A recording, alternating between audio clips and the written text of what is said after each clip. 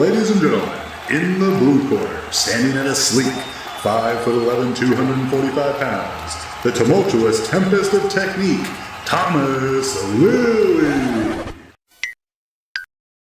And in the red corner, at a curvaceous 5'11", 315 pounds, the jovial juggernaut of judgment, John Cheryl Sheridan. A meeting of the masters of mastication. Turn your attention as they delve deep into all things lifting and more. This is Peak Speak. Welcome back to Peak Speak. I'm Thomas Lilly. With me today, and on most of these podcasts, / all of these podcasts, John Sheridan. Hey guys. How you doing? Oh wait, you were asking me. Yeah. You're good. You're good. Excellent. How are you? Oh, I'm great, thank you. Excellent. Thank you very much. We're out here today at Burley Strength in Canberra, which is John's gym. It is. And today's podcast episode is all going to be around coaching cues. Yes. We're both coaches. We both That is a fact. use cues. Also a fact. Most coaches. So far this is an entirely factual podcast. Right. So in one of our earlier episodes, we talked about systems. Yeah. And, looking at a system as a macro, breaking it down to micro systems, technique is a big element of that system. Yeah. As coaches, with our technical coaching, we're trying to elicit a certain look, which is a representation, an expression of rules of what we believe needs to be part and parcel of good technique, regardless of people's individualities. And part of those rules, or part of creating that look, is being able to communicate information to lifters with different learning styles, different understandings, and that's where cues come into play. Yeah. Talking a lifter through how to elicit what we want their body to do. Yeah, exactly. And I think if you haven't already watched the episode on systems, I'd go back and have a look at that now. Well, not now, maybe later. At some point, you should probably watch them all anyway. We're great at what we do. So I think cues are really important, obviously, right? How you use the cues, what makes a good cue, all those things are really relevant, because there are plenty of bad cues. Definitely. And we'll definitely touch on that further down, or further through to today's proceedings.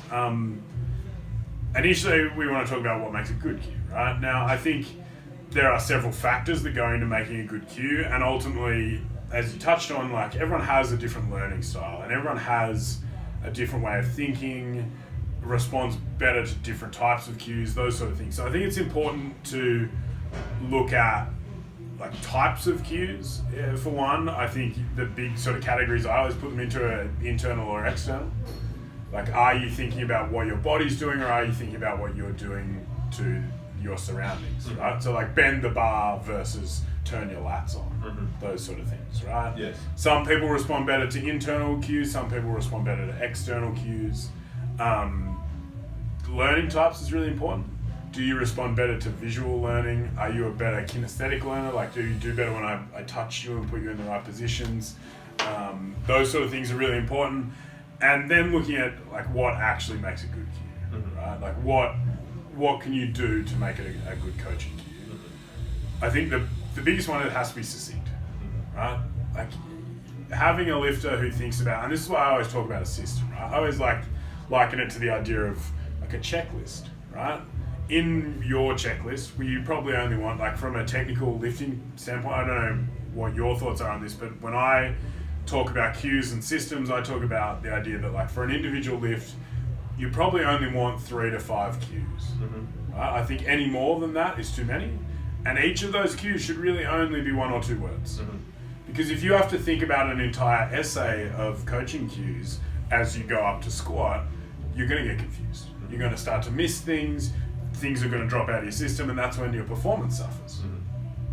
So I think being succinct is a really important part of a good cue. I think, the important thing that we're going to keep coming back to is that cues are very secondary to the effect that they're trying to elicit. Yeah, you can use pineapples as a cue if it brings on the right response. Exactly. It's also important that cues are not global and they're not concrete. But technique is very fluid. what you're doing with your technique will change as you And go evolve, through. yeah. As you go through a process, as you know. So let's look at this at a very basic level. If I tell you do a squat, I don't have to say bend your knees, push down into the floor, and come back up. So that's a useless cue because you do that automatically. Yeah. So it's about cueing what needs help at that given point in time and being resigned to the fact that that will change over time. Yeah, so a cue has to be appropriate, right? Yes. To both the lift, so you're not going to give a cue for the squat in a bench press. Mm-hmm. Maybe there's some carry or some crossover there. That's definitely a potential area that we can look at. But with a lot of it, it's about being appropriate for the lift that's being performed, the situation that they're in. So potentially the cues you're giving at the end of a set of 10 reps are going to be different to the cue you would give at the start of a 1 rep max. Yes. Because there are different things that crop up with fatigue and that sort of thing. But it also has to be appropriate to the lifter and the level that they're at. Yes. So, as using your example, like I know how to squat, the cues you would give me would be very different to the cues that you would give someone who's never squatted before. Definitely. Because you might genuinely tell someone, okay, bend your knees, bring your hips down to you can't anymore and stand back up. Like that's a really basic coaching cue, but it's a cue nonetheless that is valid. Because for someone who's never squatted before, that might be what they need to hear. So it has to be appropriate to the lifter and that particular lifter's individual circumstances. You touched on systems and a systematic approach to technique as well. When I'm teaching coaches how to coach, I always talk about there being kind of 3 levels of difficulty when it comes to technical coaching, right? Yep. Level 1 is identifying, like a visual representation of what's good or bad. So like we know if your knees are caving in and touching each other while you're squatting up, that's bad. Everyone knows that, right?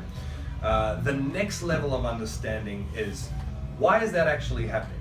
Because this lifter isn't thinking, shove my knees in together to squat back up. There's a mechanical breakdown happening somewhere down the flow, the stream, whatever you want to say. And the third level of difficulty is being able to coach them out of that. Now, why that is the third level, why that is so difficult, is because it's not just a visual. It's not just a visual cue. It's a communication thing as well. Yeah, well, it's understanding the complex biomechanics of that. So the knees aren't caving in because the person's thinking cave your knees in. So just saying shove your knees out is not necessarily the fix if there's a complex biomechanical breakdown happening.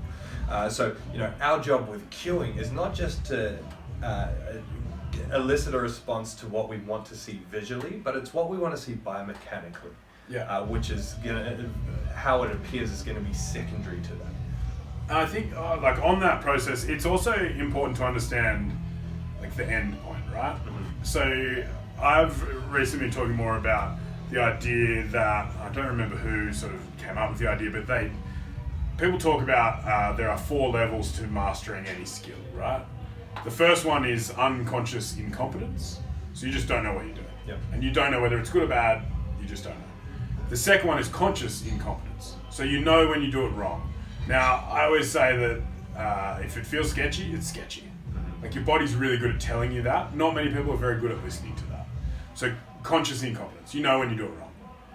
You then have conscious competence, which is you can do it well, but you have to think really hard and really deliberately about doing it well. Which is the point that a lot of people get to, and then often don't make the transition into the final stage, which is unconscious competence, where it just happens. Right? Like the story I tell all the time is like my best equipped squat, 410 kilos. I don't actually remember the squat. I remember unracking the bar, thinking, fuck, that feels really heavy.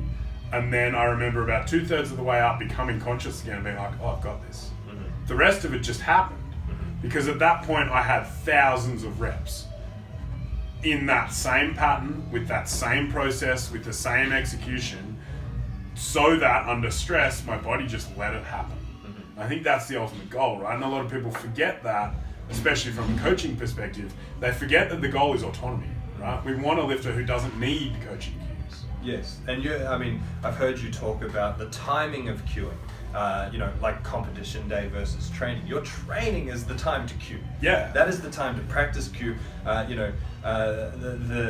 I always say to people is that the next time you max out, the next time you go for a max, the next time you're in a competition, your technique is going to be the average of what you've done in training. Yeah. All the thinking is happening in the training. That is the practice time. That is when we're cueing you hard as coaches. That's when we're really, really trying to make things natural and autonomous. Comp day cueing is a little bit different. Yeah, 100%. We talked about it in the episode around what makes a good coach and a case for coaching. This idea that, like, if you get to the platform and I have to give you a list of cues to think about, I haven't done my job.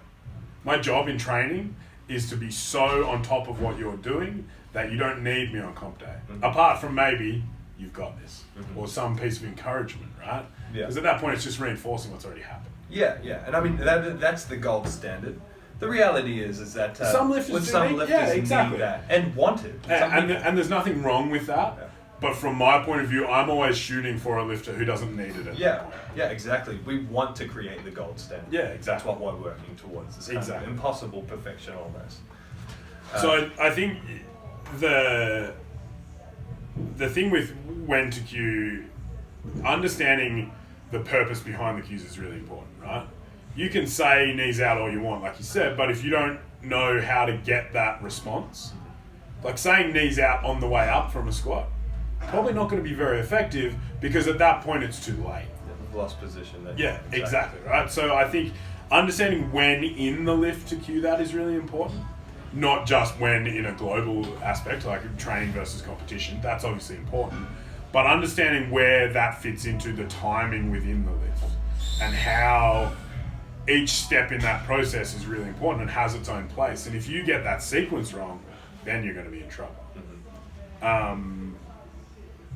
That, and again, is always going to come back to this idea of systems. This idea that to be really good at this, you need the process that works every time. And that process shouldn't really change rep to rep, set to set. Mm-hmm. I think one of the things I've been working on more and more from my own coaching point of view is, but also in the way I teach, is not cueing new and relatively novice lifters, different things between reps, right? A lifter like you or I, experienced enough to be able to adjust things on the fly, right? Yes. Because your average is pretty good. Yeah. So when you make a mistake, you know how to correct it. Mm-hmm. It's that conscious competence, yes. right? A lot of lifters are unconscious in that, and so if you try and change one thing, something else, yeah. So the big thing I've been preaching in the last few months to new lifters especially is this idea that you have a system and what happened on rep 1 doesn't affect what happens on rep 2. Don't change how you think about it, just go back to your system. Because I think when you go, oh, my knees came in on that first one, so I'll focus on my knees going out, suddenly your chest caves or you lose your brace or like something else in that system fails because the underlying base of the system isn't sound enough. Does that make sense? Yeah.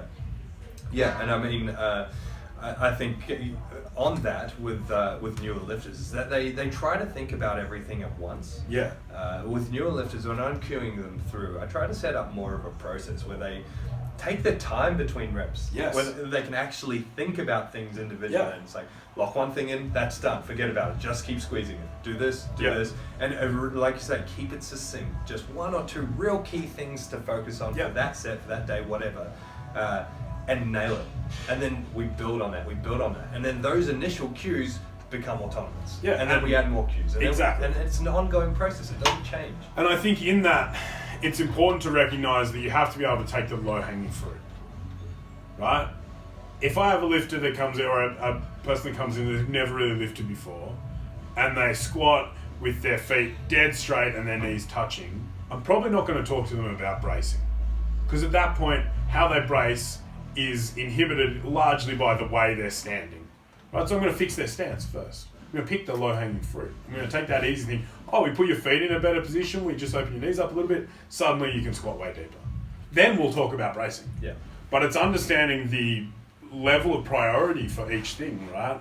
What a elite level lifter is prioritizing in their lift is far different from what a new or novice level lifter is prioritizing. So it's important to recognize that what you hear someone say to an elite level lifter is often not what's going to be most relevant for a new or novice level lifter. Mm-hmm. Right? Understanding where you fit in that process and what you're focusing on at any one point is really important. Mm-hmm. I think a lot of people fuck that up Yeah. regularly. I think a lot of people try and focus on the minutiae Uh-huh. when they should instead be focusing on bigger picture things. Exactly. I think there's too many cues out there that are focusing on things that are so secondary to these magical rules we keep referring to. Like, so for example, if I'm building a squat, I have this hierarchy of rules, and I have 3 main rules that I want to achieve. Yeah. The first rule is about getting them to use their hips most effectively, because that, hip stability is going to determine the depth you can hit, what your knees are doing, all that kind of stuff. So getting them to learn how to use their hips. As part of that is the next rule, which is learning how to brace. And then as part of that is the next rule, which is upper back tightness, because it's about taking power from the hips, transferring it through that brace into the bar, which is where the upper back fits in. So Yeah. when those 3 rules are achieved, we can make individual changes, right? Yeah. But there's too many people that focus on cues which focus on things that are so secondary to the rules. Like, for example, head position, and what your head's going to do. So they're so obsessed with putting their head in this one position that other rules fall apart in the process. Yeah, exactly. Or so obsessed with having their feet in this particular angle or their hands in this particular spot. I had someone just yesterday, I was coaching him through a squat. Oh, like, is where my hands okay? I said, well, does it hurt? No. Okay, cool. That's all that I care about at the moment. Because I'm too concerned at the moment about getting your stance right. Yeah. And making sure you understand how to use your hips. Where your fucking hands go isn't going to change that much. Yeah. As you get further down that road and you become better at the basics, sure, you can start to play with the minutiae. Yeah, like hand position is really relevant. And like you said, upper back tight is definitely relevant. But if you can't brace your abs and you don't know how to move your hips, where you put your hands on the fucking bar doesn't matter. So we have to focus on those things first. We Yeah. focus on the rules, and then those little cues come in. And we keep talking about these differences in experience, and I think it's really, really important to emphasize here that, especially if you're in a gym with coaches, if you're in a gym like this where there's experienced people around, gyms like this will yell cues at each other. Yeah. And they're not global. They don't apply to everyone. And I think too often, or the mark of a good cue is that it elicits the response in the person that it's directed at. Yeah. And that doesn't mean it works on you. Yeah, exactly. And that's why, like I said before, like you could use the word pineapples as a perfectly valid coaching cue if it means something to that particular lifter. Exactly. So for some people, they need a cue, and you might use 2 very different cues for to elicit the same response. Yes. In Right? different people. Yeah, exactly. And that comes back to that idea of learning styles. It comes back to that idea of experience and these sort of things where you can't have a one-size-fits-all approach. Right? And sure, there'll be some common ground. Yeah, we're all doing the same thing. We're all squat, It's bench, the jump. same movements. It's those sort of things. You start to see as a coach. I certainly know there are patterns, right? Like most people, especially because everyone spends their life at a desk, need some work on getting into the right position in a squat. Those sort of things, right? There are common ground, but then it's about taking those common cues that apply to a lot of people, not everyone, but a lot of people, and then modifying them to work for that particular individual. Mm-hmm. And I think that's where the real skill of coaching comes in. Definitely. Anyone can throw a cue at a lifter. Like Yeah. anyone can say knees out. If you don't actually understand why you're getting your knees out, then the validity of your cue is suddenly gone out the window. And it's back to those 3 levels of understanding that I was talking about. It's really, really easy to get people to look like they're doing good technique. Yes. And a big part of when experienced powerlifters come to me, they're coming to me and they want to get better at powerlifting. A lot of them are performing the power lifts in what looks like powerlifting technique. Yes. Because they've learned to produce the look without the understanding of the mechanics, Yeah. without the understanding of how to actually use it. A big part of a big one, and it's a real common one, is the arch and bench, right? Producing an arch and bench is not that difficult. But using your arch and bench, understanding the transfer of leg drive, understanding the importance of bracing, understanding the importance of squeezing yourself into thoracic extension. Once you start to teach people what that all means, what that all feels like, it changes the game. It's Yeah. not just about how it looks, but why it looks. Yeah. And I think that's the mark of a really, a reasonably high level coach, is someone who like I can't necessarily speak for you, but I know I can see someone's squat style based almost entirely on how they walk through the door. Because as I've become more experienced as a coach, one of the big things I'm fascinated with is human movement as a whole, right? And I often, especially for like quite a significant portion of my gym members, aren't elite level powerlifters and never will be and have no desire to be. They are people who want to be stronger and fitter and healthier, and they use powerlifting as a vehicle for that. Yes. For those people, I tell them that what we're teaching you is human movement. And that human movement applies to everything you do outside of the gym. And I think a good coach can start to see how people move and start to understand before you've ever seen someone put a bar on their back. You can see how they're going to end up looking. And you can see those little things that people don't often see, right? I can't count the number of times I've filmed someone do a lift and I've said, oh, did you feel this happen? They say no. And I show them the video and they go, I can't see it. Yeah. And then you slow the video right down and I can go frame by frame and it's like right there. I'm like, oh, yeah. Like, how did you ever see that? Well, I've done this for the last 6 or 7 years and I do it every day. I see things that most people don't see because you develop that coaching eye. Definitely. Right?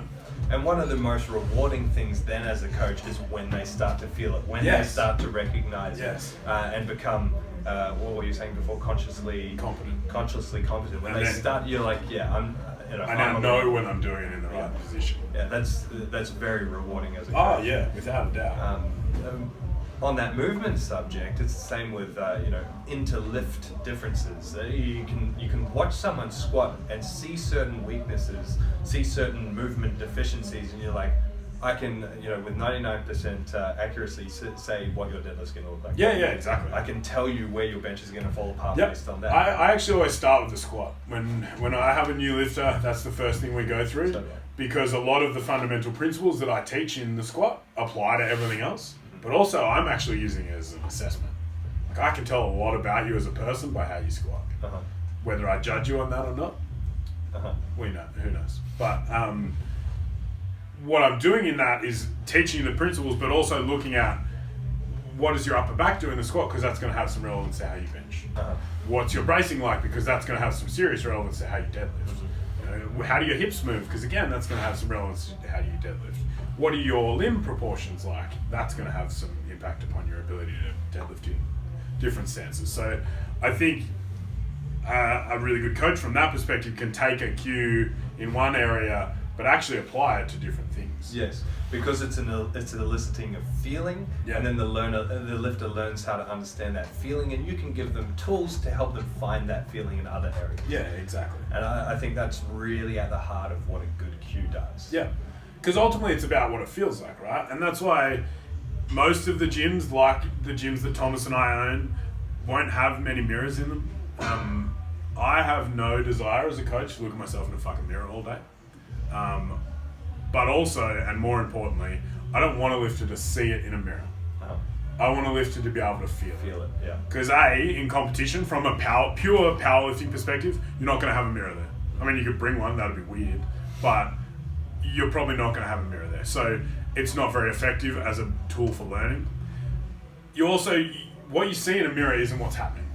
You get all kinds of parallax errors based on what angle you're looking at the mirror, those sort of things. But also, if you're concentrating on what's happening in that mirror, you're not connected with what your body is doing. Exactly. And you're probably only, because you're focusing on a focal point, you're only looking at one thing. Exactly. Rather than the whole system. Exactly. And it's really important to understand that what it feels like is the gold standard, right? If it feels good, it probably was good. If it feels sketchy, it was probably sketchy. In most cases. Yeah. There are some exceptions to that, obviously. But I think the ultimate goal with any lifter I'm coaching especially is to get them to know what a good squat feels like, and know what a bad squat feels like, and know how to take a bad squat and make it a good squat. Yeah, I mean, one thing I say a lot in my coaching is chase that feeling. Yeah. And when we achieve a really good squat, I'm like, rep 2, remember that, chase that. Yeah, one of the first questions I ask every lifter. How'd that feel? Yeah, so fucking often, man. It's the first thing I say to people. Yeah. How'd it feel? Or my other favorite one is which rep felt the best. Like we did a set of 3, which one felt the best? Cool. Do you know why it felt the best?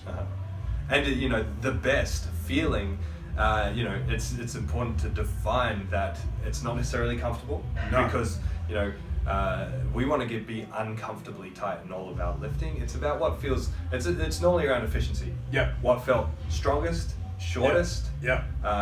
That's kind of the best feeling that we're And chasing. you can often see it in their eyes. Yeah, yeah. They do it and they're like, Yeah. Whoa. yeah, like what the fuck happened there? Yeah. That weight felt really light. Uh-huh. That's a good feeling. And Yeah. that's the feeling you want to chase. And I think understanding what that feeling is and what you're looking for, like fuck, you might go weeks without hitting a perfect squat. Mm-hmm. When you do again, you're like, oh, there it is. There it is. Yeah. Yeah. And so I mean, at its heart, that's what good cueing is doing. Yeah, exactly. Bad. Eliciting the feeling and teaching you how to be in that position all the time. Yes.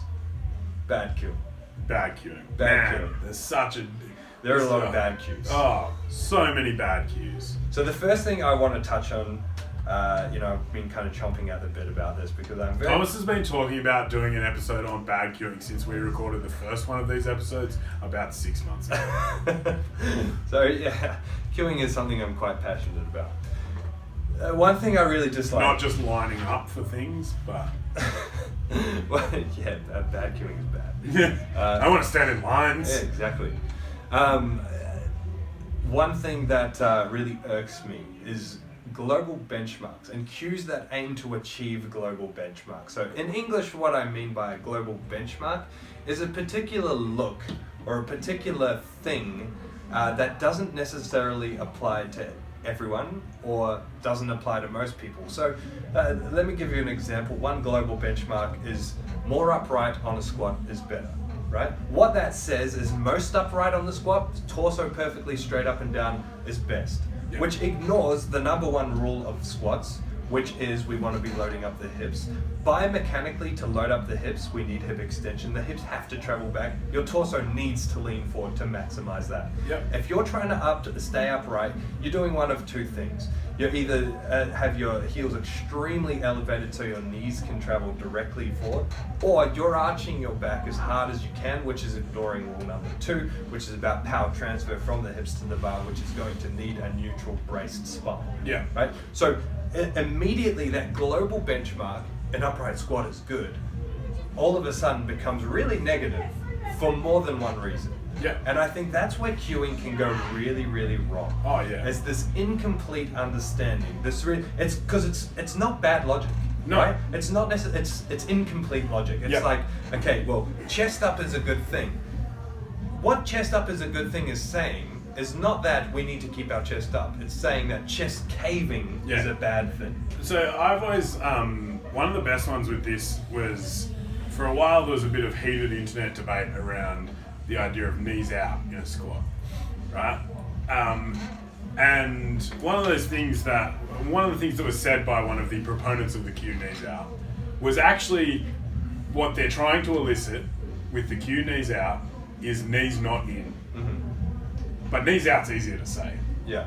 right? And so at that point, it's the same thing, right? When you're saying chest up, it's not because we need your chest to be more up, it's because we need your chest to be knocked down. But it's easier to say chest up, Yeah. right? And I think going back to the upright torso thing, as long as you're taking the factors into account and really paying attention to that, you're going to be okay. More upright doesn't necessarily work for someone with a very short torso and very long femurs. They're going to be more bent over than the average person. Yeah. Right? And that's where understanding the difference between a cue or a principle and a cue. Right? Yeah. In principle, you should be able to keep a relatively neutral torso position. Yes. In practice, cueing that is going to be different depending on whether you have a very long torso and short femurs or very short femurs and a long torso. And So it's understanding the principles of the system. Yes. Bad cueing ignores that. Exactly. And just chases a particular look or a particular arbitrary benchmark. yeah, exactly. And I think that is perpetuated by a lot of people. Yeah, and this frustration is born of the fact that I coach so many people out of bad cueing, out of excessive arching and squatting, out of excessive tucking and benching, out of things that trying to elicit a particular look that ignore the fundamental principles. And especially as like things like excessive tucking and lift in the bench, some of those cues come from a different type of lifting. Yeah, I mean, Like arching. tucking your elbows in a bench shirt makes more sense than it does not in a bench shirt, because you can wind that shirt up and you can get more tension out of the shirt.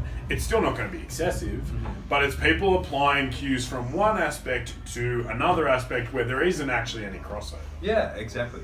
Exactly. I mean, the tucking thing is a funny one, because what they're trying to achieve the elbows to track slightly inwards, which should happen when you bench. Yeah. But but people are really limited in understanding what particular things, what particular ideals are actually creating. So those elbows tracking in are coming from external rotation at the shoulder. Yeah. Cueing your elbows in is cueing external rotation, not by saying external rotation because that's a very convoluted cue, but chasing this effect are two very different biomechanical things, and will result in two very biomechanically different benches where one is good and one is really, really limited. Yeah, exactly. And I think it all comes back to that understanding the principles, right? That's the really important part. You can use just about any cue in the world as long as it elicits the response that you need from a lifter. Mm-hmm. One of the worst things you can do, I think in many cases, is, and you see it a lot I see it a lot in competitions, but I think one of the worst things you can do is try and talk a lifter through the whole lift, right? From like, okay, we're going to set up under the bar, big breath in, step back. Like, I've seen people literally have a cue for every millisecond of a squat. It's like, well, if that's a 10-second squat, that's a lot of fucking cues to think about, right? I think if you can have 2 or 3 cues that catch large pieces of that, you're going to be much more efficient, and it's going to get the message across more. It's that idea of being succinct, right? Say what you need to say in as few words as possible. As I've gotten better as a coach, I say less. Yes. Because I can get the response with less words. I had the last group I did with my Powerlifting Fundamentals course, a 6-week long course. One of the lifters commented like week 4 or week 5. She was like, you say a lot less now than you did in week 1. Yeah. It's like, yeah, because you don't need as much. Yes. Because you understand the principles now, so you just need reminders rather than direction. Yes. And that's what a cue should be, right? A good cue should be a reminder, not a direction. Because if it's a direction, then you can't do it without the cue. Yeah. But actually, ultimately, the goal is to just remind you of those key factors in your particular movement to then be able to get the response that we need. And the more you understand biomechanically, systematically with movements, the less cueing you need to give anyway. So, for example, the knees out on squats, right? The knees are traveling out because of 2 fundamental things, which is external rotation of the femur and abduction, right? If you're just cueing knees out, really you're just cueing abduction, which can ignore one of the fundamental principles of squat. So what you're really trying to achieve is tightness, pelvic stability, tightness around the pelvis, so your hips can work more effectively. And you can use one cue to cover bracing and hip tightness, which is going to cover the knees, which is going to cover the brace, which is going to cover hip tightness, all in one go, rather than this like far removed cue, which is just saying knees out. You know, it's ignoring upstream factors that again affect what's happening there. And so it's about cueing what's causing things. So you're cueing the problem, not the symptom. Yes. And this is, people always, or I often talk about, like, if you get pain in a lift, right? It's not often, that's not the problem. Yes. That particular pain. Like your elbows. Elbow pain on bench. Yeah. Low bar squatting. Yeah, exactly. I say all the time, like, people go, oh, my elbow's hurt on bench. Cool, show me how you squat. Yeah. And they all look at me real like, funny. What? Yeah. It's like, well, it's because I know from experience that if your elbow's hurt in the bench, it's probably because you have a suboptimal position in the squat, that's putting heaps of pressure on your elbows, and that is then exhibiting itself as pain in the bench press. The bench press isn't the problem. Sometimes it is. Like, sometimes there are parts of that are adding to the problem. But overall, that problem, or that symptom is just a symptom. It's just that, right? It's symptomatic of the problem. Exactly. And so I think a really good cue is a cue that addresses the cause of the problem, not the symptom. Which is why, like, knees out works. But if you don't understand that your knees have to go out by creating tight hips and all that sort of stuff, then just saying knees out doesn't do anything. Because I've seen plenty of lifters squat and their knees basically come in and then almost instantaneously they go back out again. It's like, well, if you just got your knees out like that, you probably didn't actually create any tension around the hip. You didn't do anything there that's actually going to get something out of that knees out cue. You just know that your knees shouldn't be in, and so you got them out again. Yeah. It's like cueing through accessory movements, right? Through movements that are supposed to bolster up the main lifts. It's really easy, like especially little stability stuff. It's really easy to do a movement with no real effect, or to use or not get the best effect out of that movement because you're not cueing through what that movement is aiming to achieve. Yeah. So it's cueing is important. Excellent. Yeah. So, I think we sort of start to come to a natural endpoint because I feel like we're just going to keep harping on about Yes. the same thing over and over and over. Definitely. If you could give any coach or any lifter sort of one real piece of advice around the best way to think about cueing, or the best sort of aspect of the whole cueing process, what would that be? It would have to come back to those rules, coming back to the rules, coming back to understanding what we were talking before about symptoms versus cause, understanding the cause, treating the cause, cueing the cause, creating better biomechanical movement patterns. So from a cueing perspective, it's about getting deeper than just visual appearance. Yeah. Although the cueing is going to eventually elicit a certain visual appearance, It's not the goal. that's not the goal. Yeah, exactly. It's about fixing the movement, understanding the movement. Yep. I think that is a perfect place to end things. Where can our wonderful audience find you, Thomas? You can find me on Facebook and the Instagram. My gym is PTC Gold Coast. Post a bit of content through there. Most of my content is posted through my personal pages, so Thomas Lilly on Facebook, Tombro7 on Instagram. Very contactable. Send me a message. I will get back to you. What about yourself, Dr. Sheridan? Dr. Sheridan. I like that. PhD in, Gains? I was going to say coffee I'll take that too. or beer. Both. All of the above. Burgers? Burgers. So my gym, Burley Strength, you can find us on Facebook and Instagram. You can find me on Facebook, John Sheridan, and I'm on Instagram at Shero_Burley Strength. Like Thomas, I post a bit of content on the gym page. I probably post mostly just amusing content on my own page, and dog photos, and coffee and beer and burgers. Yes. So any questions at all, slide our DMs. Slide right in there. Thank you for watching. Till next time.